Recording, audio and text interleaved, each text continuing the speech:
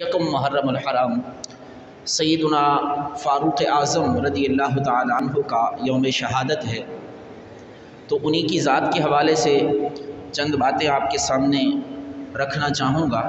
اللہ کریم کی بارگاہ میں دعا ہے رب لم یزل میری زبان پر کلمت الحق جاری فرمائے، ہم سب کو حق سننے سمجھنے اور اس کے مطابق زندگی بسر کرنے کی توفیق مرحمت فرمائے۔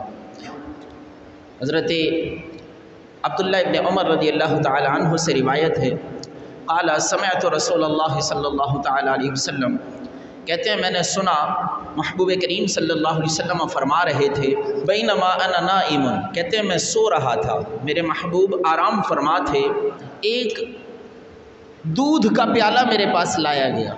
محبوب کریم صلی اللہ علیہ وسلم آرام فرما تھے کہ حضور کے پاس خواب کی حالت میں ایک دودھ سے بھرا ہوا پیالہ پیش کیا گیا، تو آقا کریم صلی اللہ علیہ وسلم نے فرمایا میں نے جی بھر کے پیا، اس دودھ سے اس پیالے سے میں نے جی بھر کے پیا اور اس قدر پیا کہ میرا پورا بدن سیراب ہو گیا۔ پھر میں نے وہ جو پیالہ تھا اس میں دودھ بچا ہوا تھا وہ عمر بن خطاب کو دیا۔ کس کو دیا؟ فاروق اعظم عمر بن خطاب کو وہ پیالہ میں نے دیا، تو وہ جو بچا ہوا میرا بچا ہوا تھا وہ فاروق اعظم نے پی لیا۔ پوچھا گیا یا رسول اللہ صلی اللہ علیہ وسلم یہ ارشاد فرمائیں کہ یہ پیالہ جو دودھ کا آپ نے پیا اور پھر فاروق اعظم کو دیا، آپ نے تو خواب میں پیا نا، یہ کیا چیز تھی؟ یہ کیا چیز تھی جو آپ کو پلائی گئی؟ آپ اتنے سیراب ہو گئے اور پھر آپ نے اپنا بچا ہوا پیالہ دودھ کا وہ فاروق اعظم کو دیا، وہ چیز کیا تھی؟ تو میرے محبوب صلی اللہ علیہ وسلم نے فرمایا وہ علم و حکمت کا پیالہ تھا۔ علم و حکمت میرے محبوب کو اس قدر عطا فرمائی گئی کہ آپ مملو ہو گئے، اور آپ کا بچا ہوا پیالہ علم و حکمت سے بھرا ہوا پیالہ میرے محبوب نے عمر بن خطاب کو عطا فرمایا رضی اللہ تعالی عنہ۔ انہوں نے پھر اس سے پیا، تو علم و حکمت کا خزانہ تھا ان کے پاس، فاروق اعظم رضی اللہ تعالیٰ عنہ کے پاس۔ عبداللہ ابن عمر رضی اللہ تعالیٰ عنہ بیان کرتے ہیں، کہتے ہیں نبی رحمت صلی اللہ علیہ وسلم نے ارشاد فرمایا ان اللہ جعل الحق علی لسان عمر وقلبہ، کہ کہتے ہیں اللہ نے حق بات کو، حق کو فاروق اعظم کی زبان پر جاری فرما دیا۔ اب جو بھی بولتے ہیں حق بولتے ہیں، سچ بولتے ہیں، حقیقت پر مبنی بات کرتے ہیں، اور ان کے دل میں جو بات آتی ہے وہ بھی حق ہوتی ہے۔ اور دوسری روایت میں ہے حضرت ابو ذر غفاری رضی اللہ تعالیٰ عنہ سے فرماتے ہیں قالا، کہ محبوب کریم صلی اللہ علیہ وسلم نے فرمایا ان اللہ وضع الحق علی لسان عمر، کہ اللہ نے فاروق اعظم کی زبان پر حق جاری فرما دیا۔ وعن علی، حضرت علی رضی اللہ تعالیٰ عنہ سے روایت ہے قال ما كنا نبعد ان السکینۃ تنطق علی لسان عمر، کہتے ہیں ہم اس بات کو بعید نہیں سمجھتے تھے، ہم یہ بات صحیح سمجھتے تھے کہ فاروق اعظم کی زبان پر حق کے سوا کچھ نہیں آتا۔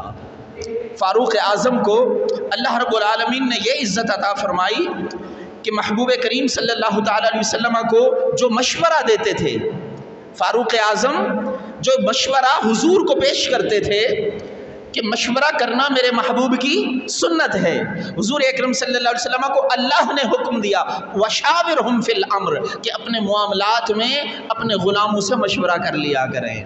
تو صدیق اکبر سے بھی مشورہ کیا جاتا تھا، فاروق اعظم سے بھی، میرے محبوب اپنے تمام صحابہ سے مشورہ کیا کرتے تھے۔ تو فاروق اعظم رضی اللہ تعالیٰ عنہ جس مشورے کو پیش کیا کرتے تھے اللہ اسی کے مطابق قرآن اتار دیا کرتا تھا۔ نہیں سمجھے؟ نہیں سمجھے؟ اللہ فاروق اعظم کے مشورے کے مطابق اللہ احکام نازل فرمایا کرتا تھا، قرآن اترا کرتا تھا فاروق اعظم کے مشوروں کے مطابق۔ حضرت جابر رضی اللہ تعالیٰ عنہ بیان کرتے ہیں کہ رسول اللہ صلی اللہ تعالیٰ علیہ وسلم نے ارشاد فرمایا میں جنت میں داخل ہوا تو میں نے وہاں قدموں کی آہٹ سنی، کسی کے چلنے کی قدموں کی آہٹ سنی، تو میں نے پوچھا یہ کون ہیں؟ تو بتایا گیا یہ حضرت بلال ہیں رضی اللہ تعالیٰ عنہ۔ قدموں کے چلنے کی آہٹ حضرت بلال کی وہاں سنائی دے رہی ہے، تو میرے محبوب صلی اللہ علیہ وسلم نے حضرت بلال سے پوچھا تھا کہ بلال کیا کرتے ہو، اللہ کو تمہارا کون سا عمل اتنا پسند ہے کہ تم یہاں دھرتی پر چلتے پھرتے ہو، میں نے وہاں جنت میں تمہارے چلنے کی آہٹ سنی ہے۔ تو حضرت بلال نے کہا یا رسول اللہ صلی اللہ علیہ وسلم اور تو مجھے کچھ پتہ نہیں ہے، یہ ہے کہ جب بھی وضو کرتا ہوں جتنا نصیب ہوتا ہے نماز ضرور پڑھ لیتا ہوں، ہاں 2 رکعت ہی صحیح، تحیت المسجد ہی صحیح، تحیت الوضو ہی صحیح، لیکن پڑھتا ضرور ہوں، نماز ضرور پڑھ لیتا ہوں۔ اس کی وجہ سے اللہ نے اتنا رتبہ عطا فرمایا۔ پھر کہتے ہیں رأیت قصرا، میرے محبوب نے جنت میں ایک محل دیکھا، رأیت قصرا بفنائه جاریۃ، کہ اس کے صحن میں ایک عورت بیٹھی تھی، فقلت لمن ھذا، کہتے ہیں میں نے پوچھا یہ محل اتنا خوبصورت کس کا ہے؟ دوسری روایت میں ہے کہ وہ سونے کی اینٹوں سے بنا ہوا اور ہیرے اور جواہرات سے سجایا ہوا محل تھا۔ محبوب کریم نے فرمایا بتاؤ یہ کس کا محل ہے؟ تو بتایا گیا یہ عمر بن خطاب کا محل ہے۔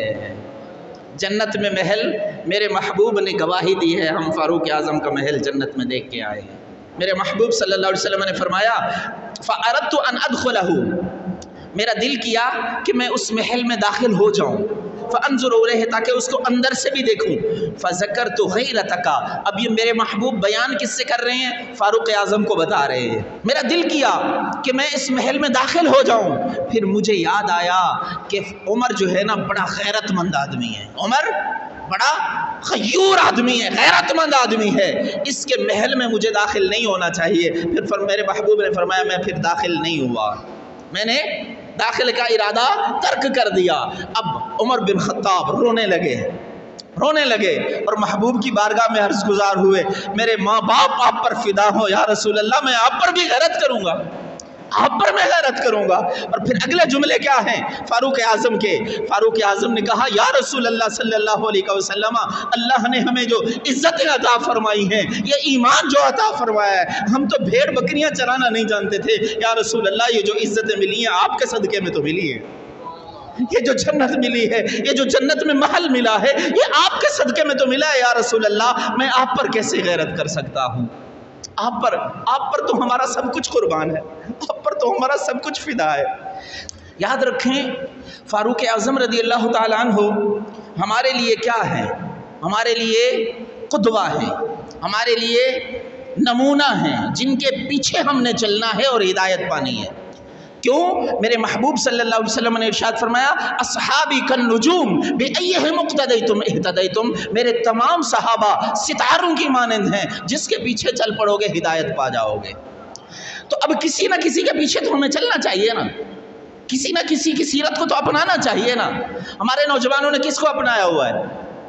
کسی کرکٹر جیسے بال رکھے ہوئے ہیں، اس کے جیسے سٹائل مارتے ہیں، کسی فلمی، کسی اداکار، کسی ایکٹر کی طرح ان کا سٹائل، لائف سٹائل ہوتا ہے، یہ انہوں نے ان کو اپنا قدوہ بنا رکھا ہے نا، آئیڈیل، ان کو اپنا آئیڈیل بنا رکھا ہے۔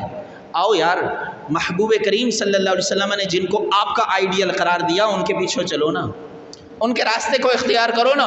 انہوں نے کس انداز میں زندگیاں گزاری ہیں اور کس انداز میں محبوب کریم صلی اللہ علیہ وسلم کی تابعداری اور فرمانبرداری کر کے اللہ کو راضی کیا ہے اور جنت کے مستحق ہوئے ہیں، وہی طریقہ ہمارے سامنے ہے، ہمارے سامنے وہی راستہ موجود ہے، وہی احوال موجود ہیں، وہی سب کچھ ہمارے اختیار میں، آج اختیار میں ہے، آج ہمارے اختیار میں، آج ہم اپنا سکتے ہیں۔ لیکن جب یہ آنکھیں بند ہو جائیں گی، یہ سانسوں کی ڈور ٹوٹ جائے گی، اس کے بعد ہمارا اختیار ختم ہو جائے گا، اس کے بعد ہم کچھ نہیں کر پائیں گے۔ آج وقت ہے، آج کر لو۔ چند باتیں ان کی زندگی سے۔ سب سے پہلی چیز، حضرت فاروق اعظم رضی اللہ تعالیٰ عنہ جب خلیفہ بنے نا، تو آپ نے عوام الناس کا بڑا خیال کیا۔ عوام الناس کا یوں خیال کیا، ایک چراگاہ آپ نے بنائی، چراگاہ کہتے ہیں جہاں جانور چرائے جائیں۔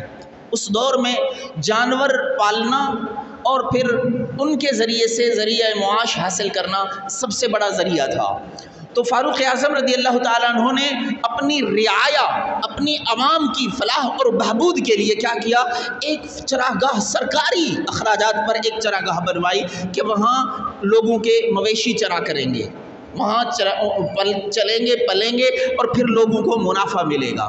تو ان میں لوگ اپنے اپنے جانور بھیجا کرتے تھے۔ تو اس چراگاہ میں ایک اونٹ حضرت عبداللہ ابن عمر نے بھی بھیج دیا۔ عبداللہ ابن عمر کون ہے؟ فاروق اعظم کے بیٹے ہیں، فاروق اعظم کے بیٹے ہیں۔ آج ذرا دل کے کان کھول کر بیٹھیں کہ ہم اپنی اولادوں کی تربیت کیسے کر رہے ہیں اور فاروق اعظم نے اپنی اولادوں کی تربیت کیسے کی ہے، یہ دیکھیں ذرا۔ اور عبداللہ ابن عمر کون ہے؟ خود صحابی رسول ہے، راویان حدیث میں ہیں۔ ایسی کوئی بات نہیں ہے کہ ان کو کچھ پتہ نہیں تھا اسلام کا، نہیں، وہ صحابی ہیں، لیکن ایک باپ ہونے کے ناطے انہوں نے تربیت کا حق کیسے ادا کیا یہ سمجھے۔ تو وہ جو چراگاہ فاروق اعظم رضی اللہ تعالیٰ عنہ نے بنوائی تھی غریبوں کے مال کے لیے، عوام الناس کے لیے بنوائی تھی، تو اس میں یہ تو منع نہیں تھا کہ عبداللہ ابن عمر اپنا اونٹ وہاں نہیں چروا سکتا، چروا سکتا ہے۔ عبداللہ ابن عمر نے بھی ایک اونٹ خریدا، وہ اس چراگاہ میں بھیج دیا تاکہ یہ بھی تھوڑا پل جائے گا، کچھ منافع ہمیں بھی مل جائے گا۔ منافع کے لیے سب لوگ کر رہے تھے تو انہوں نے بھی کیا۔ تو ان کا اونٹ جب چرنے کے بعد، پلنے کے بعد بازار میں بکنے کے لیے آیا نا، تو عمر بن خطاب نے وہ اونٹ دیکھا۔ فاروق اعظم نے کہا یہ اونٹ کس کا ہے؟ تو لوگوں نے بتایا یہ عبداللہ ابن عمر کا ہے۔ تو عبداللہ ابن عمر سامنے بیٹھے تھے، کہنے لگے افسوس ہے عبداللہ، افسوس، جملہ سنیں، کہنے لگا افسوس عبداللہ، افسوس، تم نے اپنے امیر المؤمنین کے بیٹے ہونے کا فائدہ اٹھایا۔ تم امیر المؤمنین کے بیٹے ہو تو چراگاہ میں تمہارا اونٹ جائے گا تو لوگ حفاظت تو زیادہ کریں گے نا، خیال تو زیادہ رکھیں گے نا، اس کو کھلانے پلانے چرانے میں زیادہ لحاظ رکھیں گے۔ امیر المومنین کے بیٹے کا اونٹ ہے، امیر المومنین کے بیٹے کا اونٹ ہے، تو تمہارے اونٹ کا زیادہ خیال رکھا جائے گا، تمہاری زیادہ کمائی ہوگی، یہ تم نے اچھا نہیں کیا، افسوس ہے تم پر۔ یہ کوئی بات تھی؟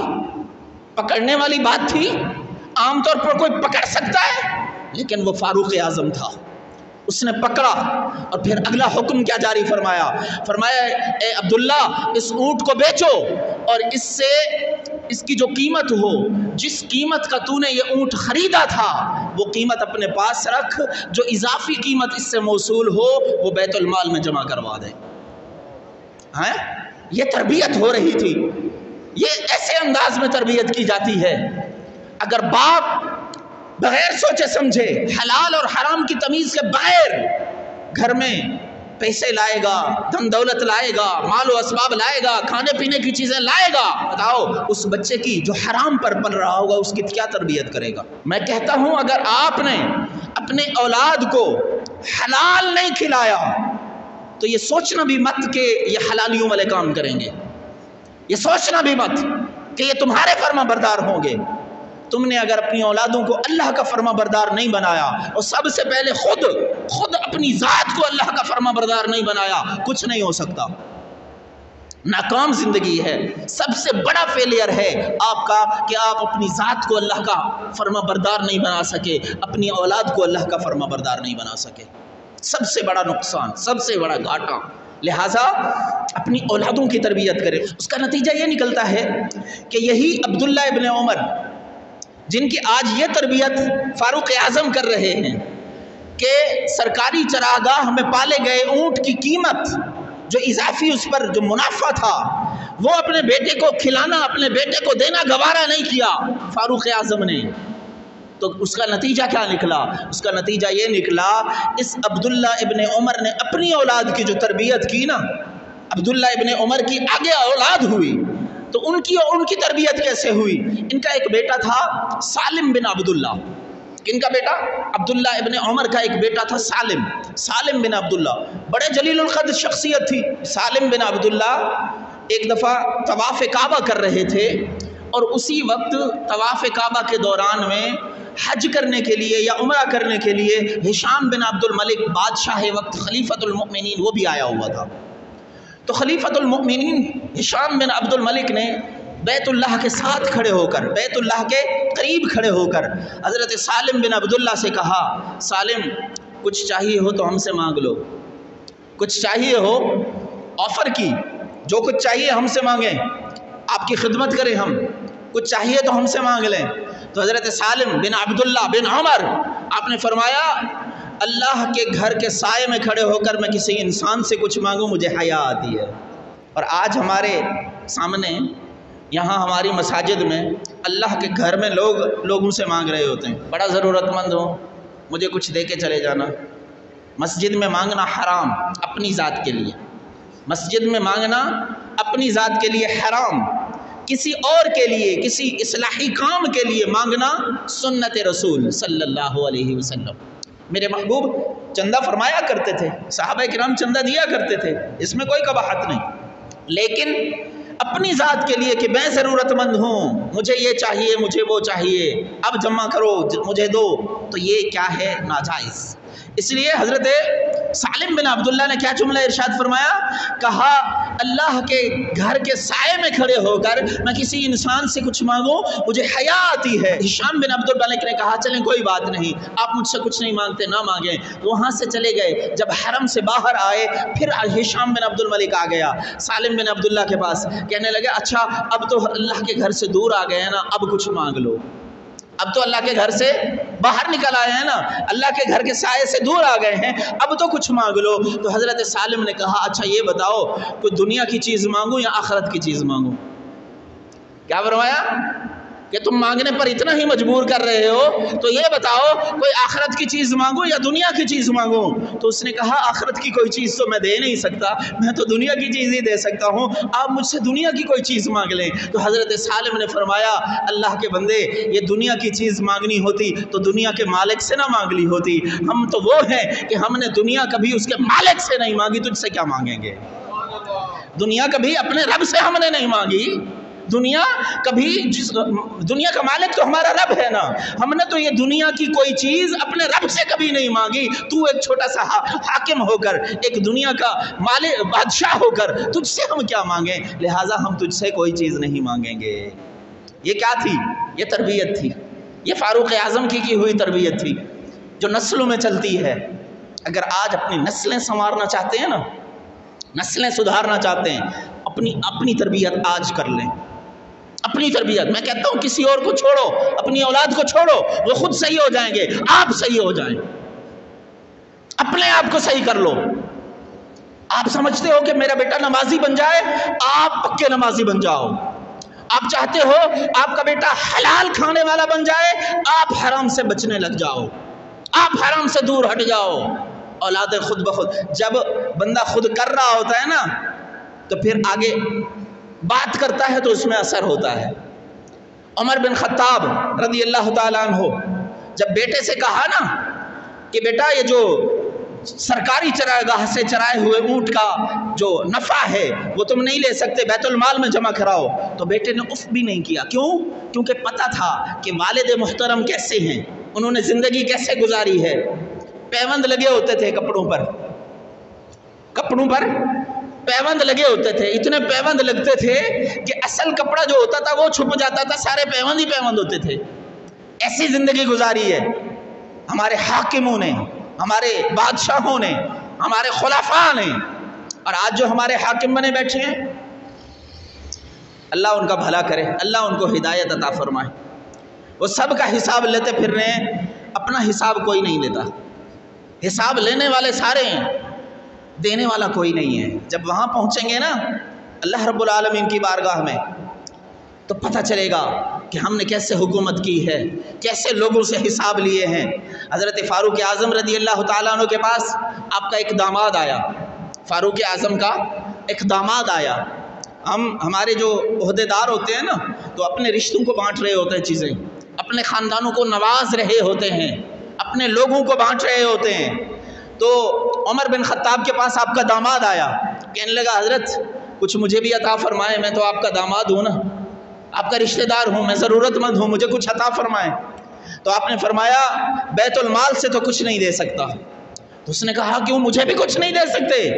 تو آپ نے فرمایا کیا تم چاہتے ہو، جملہ سن لیں، آج کے حکمرانوں سے میں کہتا ہوں سنو، فاروق اعظم کا جملہ سنو۔ فاروق اعظم نے فرمایا کیا تم چاہتے ہو کہ میں اللہ کی بارگاہ میں خیانت دار بادشاہ کے طور پر پیش کیا جاؤں؟ ایک خائن بادشاہ کے طور پر پیش کیا جاؤں اللہ کی بارگاہ میں؟ جاؤ میں تمہیں کچھ نہیں دے سکتا، بیت المال سے کچھ نہیں دے سکتا، ہاں جب میرے پاس فرصت ہوگی، جب میرے پاس اپنا مال آئے گا میں تمہیں دوں گا۔ اور پھر فاروق اعظم کے پاس جب مال آیا، اپنا ذاتی مال ان کے پاس آیا، تو 10,000 درہم اپنے اس داماد کو بلا کر دیا، 10,000 درہم اس داماد کو دیا، بلا کر دیا، لیکن بیت المال سے کچھ نہیں دیا۔ بیت المال مسلمانوں کے مال سے کچھ نہیں دیں گے، یہ ہوتے ہیں حاکم۔ پھر جب حکومت ایسے چلتی ہے نا، پھر سارے اپنی جگہ سیدھے ہو جاتے ہیں، پھر دکاندار بھی صحیح تول رہے ہوتے ہیں، کیوں؟ ان کو پتہ ہوتا ہے ساری چین صحیح چل رہی ہے، لیکن جب ساری چین ہی بگڑی ہوئی ہو تو پھر کوئی سیدھا ہونے بھی لگے نا اسے سیدھا نہیں ہونے دیتے، پھر کوئی اچھا ایمانداری سے کاروبار کرنے لگے نا اسے نہیں کرنے دیتے، ذلیل کیا جاتا ہے، اس کی ایمانداری پر دھبے لگائے جاتے ہیں، رسوا کیا جاتا ہے۔ تو آج ضرورت ہے اس بات کی کہ فاروق اعظم رضی اللہ تعالیٰ عنہ کے فلسفے کو اجاگر کیا جائے، آپ کی تعلیمات کو شائع کیا جائے، لوگوں کو بتایا جائے کہ فاروق اعظم رضی اللہ تعالیٰ عنہ کیسے تھے، انہوں نے زندگی کیسے پاک دامنی کے ساتھ گزاری ہے۔ آج تو حساب لینے والا ہر بندہ بنا پھرتا ہے، دینے والا کوئی نہیں ہے۔ فاروق اعظم رضی اللہ تعالیٰ عنہ ممبر پر تشریف فرما، انہوں نے خطبہ شروع کیا، الحمدللہ رب العالمین۔ ایک شخص کھڑا ہوا، کہنے لگا حضرت یہ جو مال غنیمت میں کچھ کپڑے آئے تھے وہ سب میں تقسیم کیے گئے، ٹکڑے اتنے تھے کہ ایک قمیض نہیں بن سکتی تھی، ہمیں جو ٹکڑے ملے ہیں کپڑے کے ان سے ہماری قمیض نہیں بن سکی۔ میں آپ کو دیکھ رہا ہوں، آپ ہمارے سامنے اسی کپڑے کا کرتا پہن کر کے بیٹھے ہوئے ہیں، اس کا مطلب یہ ہے کہ آپ نے کپڑا زیادہ لیا ہے، آپ نے ہم سے زیادہ کپڑا لے لیا ہے، کیونکہ آپ امیر المومنین ہیں، آپ کے ہاتھ میں اختیار میں تھا، آپ نے اپنے اختیار کو غلط استعمال کیا ہے اور ہم سے زیادہ کپڑا لے لیا ہے، ہمارے کرتے نہیں بن سکے، آپ کا کرتا بن گیا ہے۔ پہلے اس کا جواب دیں، بعد میں خطبہ سنیں گے، بعد میں خطبہ سنیں گے۔ کس کا؟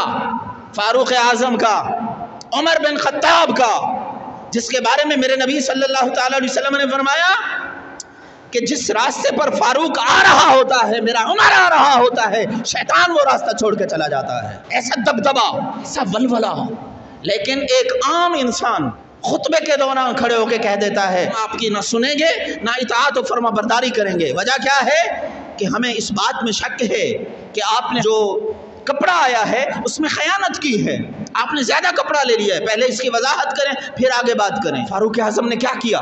اس کو گرفتار کر لو، جیل میں ڈال لو، اس کا حساب کرو؟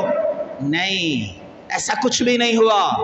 فاروق اعظم نے اپنے بیٹے کو کھڑا کیا، عبداللہ ذرا کھڑے ہو کے بتاؤ میرا قمیض کیسے بنا، کھڑے ہو کے بتاؤ میں نے قمیض کہاں سے بنوائی، کیسے بنوائی؟ عبداللہ ابن عمر کھڑے ہوئے، کہنے لگے مسلمانوں جتنا کپڑا جس کو سب کو ملا ہے نا، سب کو حصہ اسی کے مطابق ملا ہے، میرے والد کو بھی اتنا ہی ملا تھا، مجھے بھی اتنا ہی ملا تھا، میں نے اپنے حصے کا کپڑا اپنے والد کو پیش کر دیا، 2 کپڑوں سے ملا کر میرے والد کا کرتا بنا ہے۔ یہ ظلم کر کے نہیں بیٹھے ہیں، حساب دیا ہے، منبر رسول پہ بیٹھ کے فاروق اعظم نے حساب دیا ہے، آگے نہیں ہے۔ اللہ کے بندو حساب دینا سیکھو، یہاں اس دنیا میں حساب دینا سیکھو، اور یہ اپلائی ہر جگہ ہوگا۔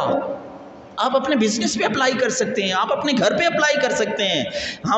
میں ایک چھوٹا سا جملہ آپ کو دوں، ہمارے بچے کو اگر دودھ لینے کے لیے ماں بھیجتی ہے نا، بیٹا 50 روپے کا دودھ لے کے آنا، تو وہ پتہ کیا کرتا ہے؟ 40 روپے کا دودھ لیتا ہے، 10 روپے کی چیز لے کے جاتا ہے۔ ماں کو بولتا ہے ماں دودھ مہنگا ہو گیا ہے۔ یہ بے ایمانی کہاں سے سیکھ رہا ہے بچہ؟ ماں باپ سے سیکھ رہا ہے، ماں باپ سے سیکھ رہا ہے، اپنے گھر سے سیکھ رہا ہے۔ خدا را اپنے آپ کو سدھارو، سب سے پہلے اپنے آپ کو سدھارو، نسلیں سدھرتی چلی جائیں گی، چیزیں کنورٹ ہوتی چلی جائیں گی۔ ایمانداری اپناؤ، ظلم، زیادتی اور جبر کو چھوڑ دو، زیادتی چھوڑ دو۔ آپ نے کسی پر زیادتی کر دی ہے، معافی مانگ لو۔ آج یہاں معاف کروانا آسان ہے، وہاں مشکل ہو جائے گا۔ حضرت فاروق اعظم رضی اللہ تعالیٰ عنہ، عمر بن خطاب، جب بیت المقدس فتح ہوا نا تو آپ وہاں گئے تو انہوں نے شرط لگائی تھی عمر بن خطاب آئیں گے تو ہم چابیاں دیں گے۔ انہوں نے چہرہ دیکھتے ہی پہچان لیا، ہماری کتابوں میں ان کی نشانیاں لکھی ہوئی تھیں، یہی آئیں گے تو بیت المقدس ہم حوالے کریں گے۔ ہو گیا، فاروق اعظم واپس آئے نا، مدینے پہنچے، فاتح بن کے تو کتنی گردن اونچی ہونی چاہیے تھی، کتنا بڑا پن آ جانا چاہیے تھا، بیت المقدس کے فاتح آ رہے ہیں، لیکن نہیں۔ عاجزی کا عالم دیکھیے اور معافی مانگنے کا عالم دیکھیے۔ آپ مدینے میں تو پتہ تھا کیا چل رہا ہے، ماحول سب کچھ، اطراف میں گئے، مدینے کے اطراف میں ایک جھونپڑے میں پہنچے، وہاں ایک بڑھیا بیٹھی تھی، اس سے ملاقات کی، سلام دعا کے بعد پوچھا کہ عمر کے بارے میں کیا کہتی ہو، عمر بن خطاب؟ تو اس نے کہا میں بڑی ناراض ہوں عمر سے، جب سے خلیفہ بنایا نا اس نے میرا پتہ ہی نہیں کیا، مجھے کیا ضرورت ہے کیا ضرورت نہیں ہے اس نے کبھی نہیں دیکھا، میں بڑی ناراض ہوں، معاف چھوڑوں گی نہیں، پکڑوں گی۔ تو فاروق اعظم رضی اللہ تعالیٰ عنہ رونے لگے، اس کو نہیں پتا تھا یہ جس سے میں بات کر رہی ہوں یہی امیر المؤمنین ہے۔ تو آپ رونے لگے اور کہنے لگے آپ عمر کو چھوڑ دو نا، عمر کو معاف کر دو نا۔ کہنے لگی کیوں معاف کر دوں؟ کہا جہنم کا عذاب بڑا سخت ہے، تو عمر کو معاف کر دو، ایسا کرو جو عمر نے تم پر ظلم کیا ہے نا اس کی قیمت مجھ سے لے لو، عمر کو معاف کر دو۔ تو کہنے لگی نہیں میں ایسا نہیں کروں گی۔ کہا منتیں کرنے لگے معاف کر دو، عمر کو معاف کر دو، قیمت لے لو۔ کتنی قیمت لوگی؟ تو اس نے کہا میں 25 دینار لوں گی۔ کتنی؟ 25 دینار لوں گی، عمر کو معاف کر دوں گی۔ یہ بات چیت ابھی چل رہی تھی، علی المرتضیٰ رضی اللہ تعالیٰ عنہ اور عبداللہ ابن مسعود وہاں پہنچ گئے، یہ دونوں صحابہ۔ دونوں نے جب دیکھا عمر بن خطاب ایک بڑھیا کے ساتھ، تو دونوں نے کہا السلام علیکم یا امیر المؤمنین۔ تو اب بڑھیا کو پتا چلا، ارے تب اس نے اپنا سر پہ ہاتھ رکھا، یوں ہاتھ رکھا اور کہنے لگی میں امیر المؤمنین کو اس کے منہ پر برا بھلا کہہ رہی تھی، یہ کیا کہا میں نے، یہ کیا کیا میں نے؟ فاروق اعظم نے کہا اس کو چھوڑو جو تم نے برا بھلا کہا، اپنی اس بات پہ آؤ، تم 25 دینار لے کر کے عمر کو بخشنے پر راضی ہو نا؟ تو اس نے کہا ہاں میں راضی ہوں۔ تو حضرت فاروق اعظم نے کہا کوئی چمڑے کا ٹکڑا لاؤ، میں اس پر تحریر لکھوانا چاہ رہا ہوں کہ اس بڑھیا نے عمر کو معاف کر دیا، اور میں قیامت کے دن اللہ کی بارگاہ میں یہ پیش کروں گا کہ مولا مجھ سے یہ جو کوتاہی ہوتی رہی جب سے میں خلیفہ بنا اور آج کے دن تک اس بوڑھی اماں کا میں پتہ نہیں کر سکا، اس کی ناراضگی، اس پر جو زیادتی ہوئی وہ اس نے مجھے معاف کر دی ہے، اس بات کی میں تحریر لینا چاہتا ہوں۔ اور پھر کیا کیا؟